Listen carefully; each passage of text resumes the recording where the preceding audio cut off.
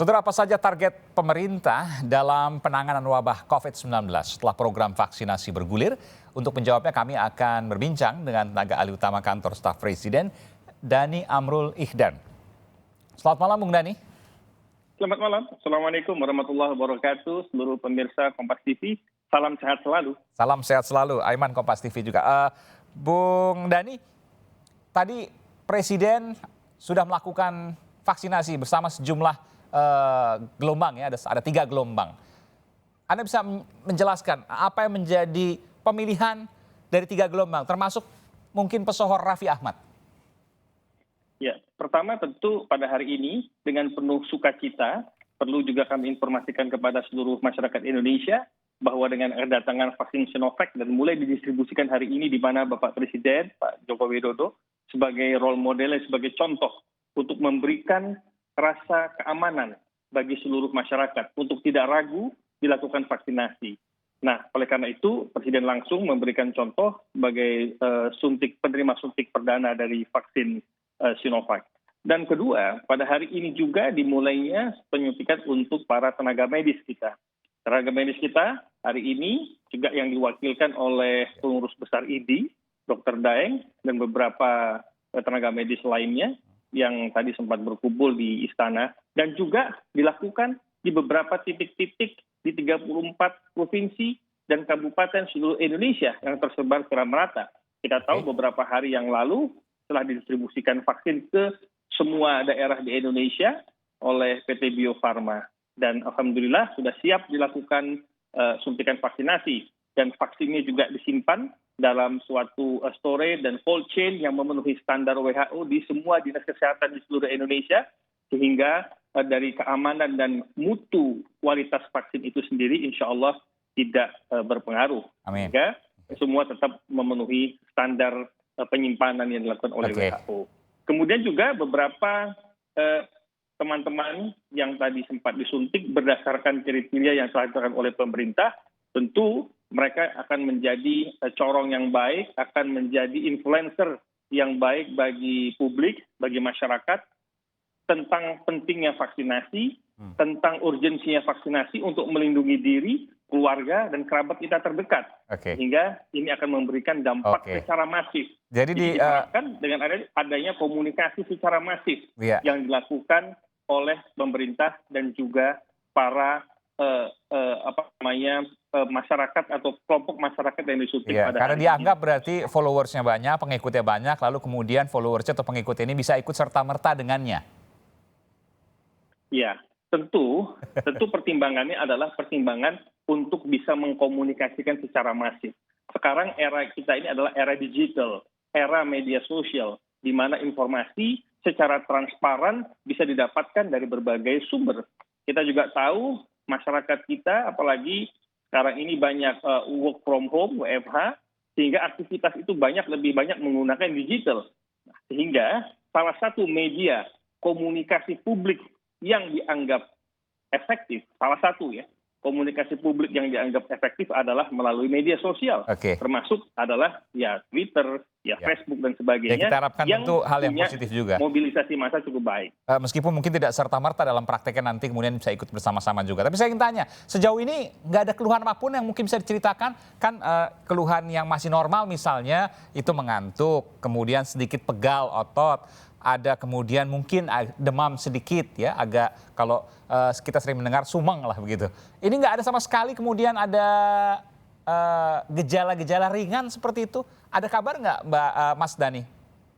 Pertama, sejak relawan dari 1620 yang sudah dilakukan di Bandung, itu tidak ditemukan adanya permasalahan yang berarti. Mungkin saja case by case ada keluhan-keluhan itu, tetapi secara signifikan berdasarkan laporan dari Ketua Komite untuk Riset dan Uji Relawan kemarin di Bandung, Prof. Kusnadi juga disampaikan bahwa tidak ada permasalahan. Termasuk hari ini juga yang bersama dengan Presiden nggak ada kabar apapun? Tentu ketika pelaksanaan vaksinasi ada menurut Perpres 99 itu kan dibentuk yang namanya KIPI kan.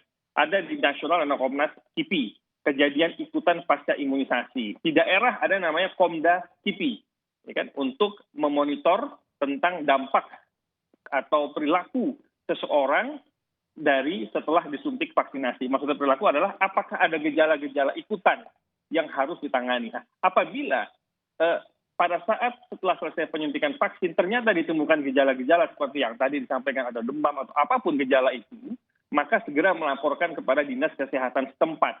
Karena di situ akan dimonitor, setiap gejala apapun atau dampak apapun akan segera dimonitor. Tapi tadi, vaksin ini adalah ikhtiar pemerintah untuk masyarakat Indonesia, untuk publik dalam kerangka mengatasi transmisi dari COVID-19. Ini adalah ikhtiar.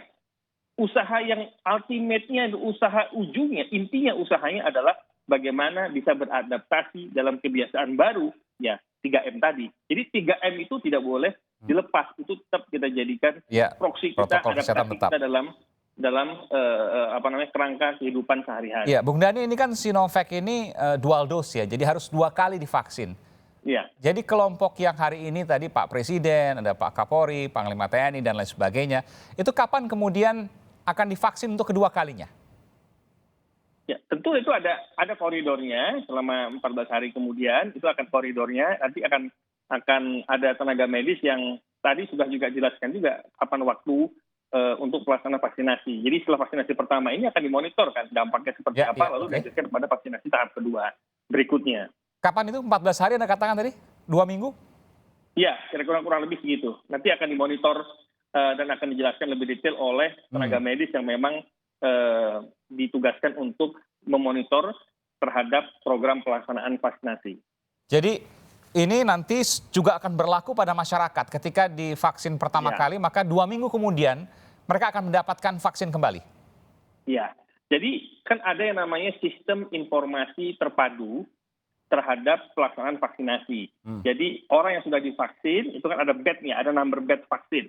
Nah dari number vaksin itu ada barcode-nya nanti masuk ke dalam sistem informasi. Di situ akan kelihatan kapan dia harus kembali, kemudian juga akan terdeteksi nanti apakah ada kejadian-kejadian ikutan pasca imunisasi tentunya. Itulah yang disebut dengan sistem informasi terpadu vaksinasi, dan kemarin sudah ditandatangani kesepakatan kerjasama antara Menteri Kesehatan dengan Menkominfo yang mengatur dengan detail terhadap sistem informasi terpadu tersebut. Jadi 14 hari nanti, IT selama 14 hari ke depan akan dimonitor juga kondisi kesehatan dan kemudian efeknya. Tapi ini kurang lebih sekarang sudah sekitar hampir 12 jam lah kurang lebih ya. Ini tidak ada satupun, saya konfirmasi kepada Anda, tidak ada satupun dari gelombang pertama yang divaksin tadi, ada gejala-gejala yang katakanlah mengkhawatirkan. Tidak ada sama sekali. Yang masuk ke kami belum ada informasi demikian, tapi kita juga harus melakukan cross-check kepada Satgas, kepada teman-teman di lapangan, para petugas kesehatan yang memonitor pelaksanaan dari vaksinasi hari ini. Karena bagaimanapun itu kan sangat dinamis ya. Sangat dinamis, dan kita harus menanyakan juga satu persatu dari yang tadi divaksinasi, sehingga kita bisa dapatkan gambaran lebih detail apakah ada dampak kejadian pasca ikutan setelah vaksinasi. Terakhir, tadi disebutkan sebelum Pak Presiden divaksin disebutkan mungkin ada gejala batuk, pilek dan lain sebagainya. Ada juga ditanyakan apakah pernah terkena COVID atau tidak. Kita tahu bahwa Presiden tidak pernah terkena COVID sebelumnya, ya kita bersyukur. Tapi saya ingin bertanya, apakah kemudian bahwa orang yang pernah terkena COVID, ya penyintas COVID, tidak akan mendapatkan vaksin ini? Bagaimana penjelasannya? Bagaimana Mas? Orang yang pernah terkena COVID tidak akan mendapatkan vaksin ini?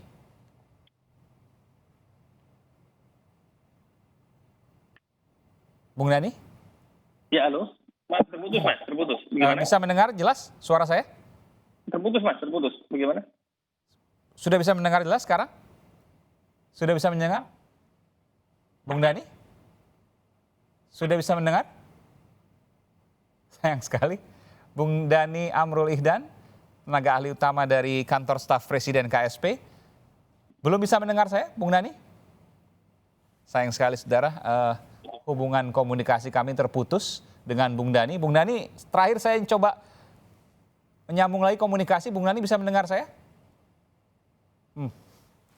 Rupanya pertanyaan ini masih tergantung. Nanti saya akan janji untuk kemudian mencari tahu soal ini. Apakah penyintas COVID, orang yang pernah positif COVID dan sembuh misalnya, apakah tidak akan pernah mendapatkan vaksin atau bagaimana?